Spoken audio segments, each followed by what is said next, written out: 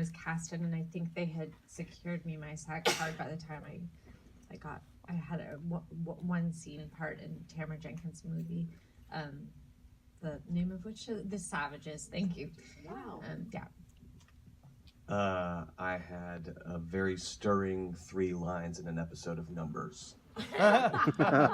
You're kidding, but some people always tell me those are the hardest roles to pull off. Talk about, maybe reuniting. Yeah, I mean, they said they wanted to do something again while we were doing Oh Brother, but never specified what that was. And then when they were done with The Man Who Wasn't There, Joel brought me this script. You're kidding. Yeah, in 2002. Oh, wow. And said, eventually we're going to make this. They'd just written the segment of The Jaya Pier, and they had a notion about Meal Ticket, the one with Harry Melling and Liam, but they hadn't written the other ones. And they said, when we're done,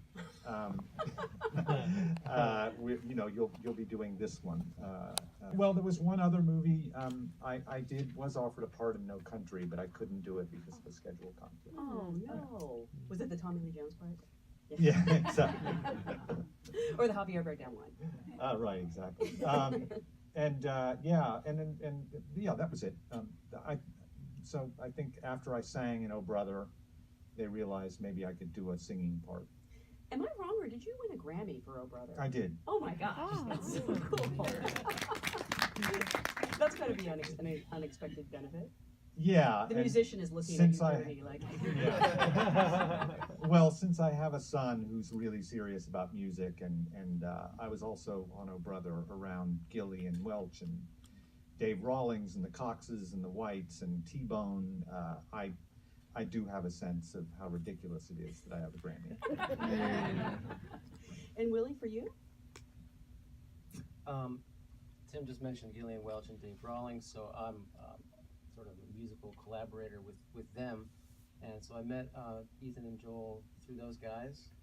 They actually approached me to be in Hail Caesar, to play the part that Alden Ehrenreich played. I can so see that. They wanted me to do the whole thing, and I was like, "Are you guys sure?" I've never done any acting before, so I went in and I read for that, and didn't get that part, thank God, because he did a great job.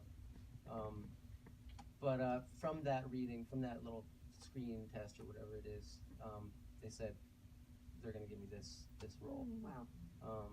Yeah, I mean, I was unsure. I've never done any acting or anything before, so I had no idea what to do necessarily. Had you thought about it? I mean, singing is performance. Well, yeah, I mean, the singing part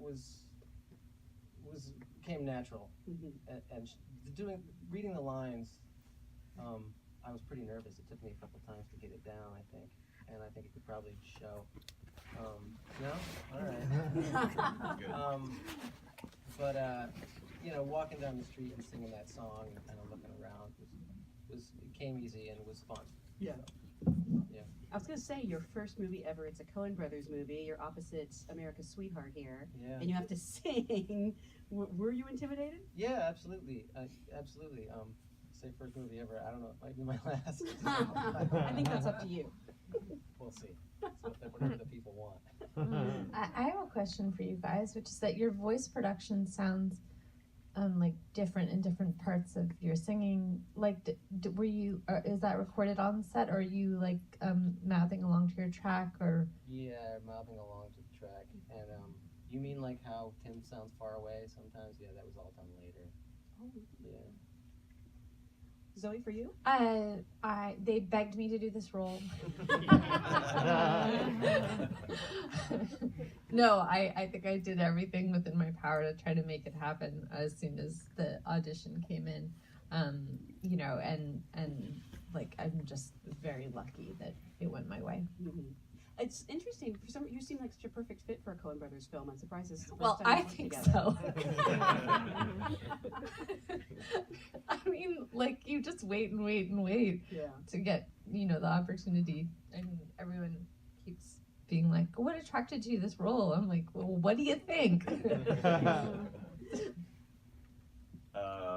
Blackmail. Yes. Yes. No, just an audition. Ellen Chenoweth, who casts for them has been very good to me over the last few years, and it's very, very good to me in this instance. So, pretty straightforward. At what point did you two meet? Was there any kind of a chemistry read, or did he just know? I always knew.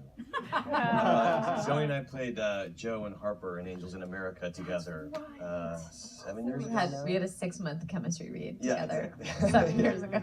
And then we did read together for this one in our callback.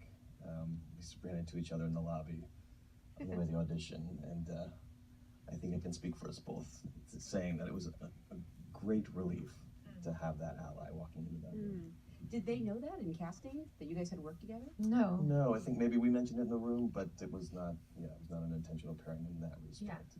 Wow, that's so amazing. I mean, I guess it's not that amazing. It's a small world at the end of the day. Well, we had a funny thing, which is that the Fairfield Inn that we stayed in Nebraska, where we were shooting, was right down the street from a Mormon temple, and we played these two Mormons in Angels in America, and so and also in Angels in America, Harper and Joe kind of dress up in this Conestoga wagon scene as pioneers. God. So we took a picture of the two of us in front of the Mormon temple and texted it to Tony Kushner and was like, "Hey." I feel like that was an elaborate humble brag to tell us you have Tony Kushner's phone number. Well done. I actually got cast in this movie just so I could do that right now. This is my dream. I'm gonna go home and commit harikari because this is the apex. So did you guys even read a full script, or were you only working on your segments? Zoe, I know Zoe and I got the full script after we got the job. We had the full piece of our sections, but then we got the script after. Because you don't really know what everybody else is doing. What was it like the first time you saw the finished product? You just saw it for the first time. Yeah, it's the first time I saw it. Oh wow! And how do you feel? It's great. I mean, seeing yourself on the screen for the first time has got to be a weird experience. It was cool. Yeah. Yeah, it's all I've ever wanted. I mean, it is. I didn't realize that. Like with the Hail Caesar thing, you know, they asked me if I wanted to come in and read for it, and I was like, sure, but I don't care. You know, I'm not an actor. I've never wanted to be an actor. But then, so I had the script, and like a week before I was going to read, I started thinking about it and red carpets and cameras and everything. I said, oh, maybe that would be pretty cool. And then I started thinking and decided I would try. So maybe that's why I didn't get that role. I was trying too hard. Willie, I think you just described every actress trajectory with every single audition. I always say they're like gaslighting you into wanting something. Like my agents will call me and be like, "There's this tiny part in this movie where you have to be like naked and get raped by an alien." I'm like, "I don't want to go in for that." And then they're like, "They really want to see you." And then like a week later, I'm like, "I just died to get raped by an alien in this movie." I'm heartbroken when it doesn't happen. So you're like definitely a member of SAG-AFTRA now. Can I ask about the preparation you put in for a movie like this? Because it is a period piece. You're working with animals. And in addition, you know, none of you had worked with the Coens before. It sounds like I compared them to animals. That wasn't my intention. But, you know, did you know how to ride horses? Was there any sort of a research period? I had ridden a little bit just on excursions around Griffith Park. Really? That's so natural. No, I showed up 2 weeks early or something and learned how to do a few gun tricks and get more accustomed to riding. But they said I had good posture, everything is sat up straight. But the gun tricks were fun. Tim could sure tell you a lot more about that. I just had to learn one. But they gave me this fake Colt 45 that I took back to the hotel every night. Sat there and did a little trick. So wait, those are real tricks? I thought there was some sort of trickery. This is the guy to involved. talk about. Oh my God. Talk to about the gun slang. Oh, here. Sorry. Oh, okay. I started prep work. We shot in June, and I started preparing pretty much daily in January because of the gun tricks, and also I didn't know how to play the guitar, and that's not so easy to learn in your 50s. So it was 2 hours a day of gun, 2 hours a day of guitar, and sometimes I get really wild and bring the guitar and the gun in the room together. Sort of a threesome. But yeah, it was a lot of work. But I think that's what everybody in this room, that's what you want. That's why we're actors, is to get to take on those challenges. So it wasn't ever anything to complain about. I was excited to get up every morning and get to it.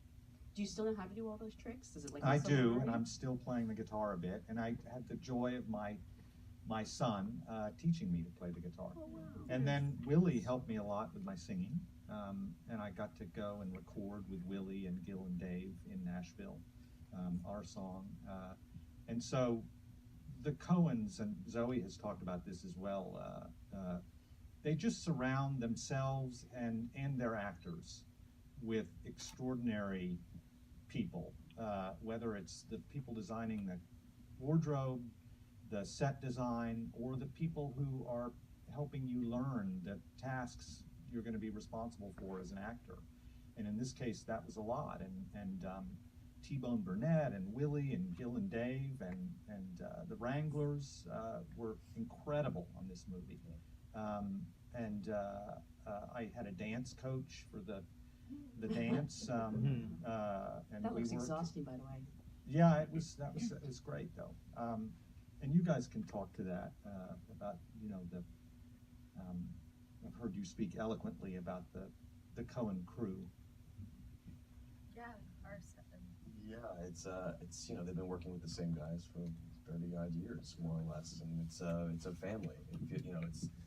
It's a well-oiled machine that really cares about itself, but there's a real sense of ease and familiarity and gentle confidence on the set, which goes a long, long way for any aspect, I think, of who I was working on it.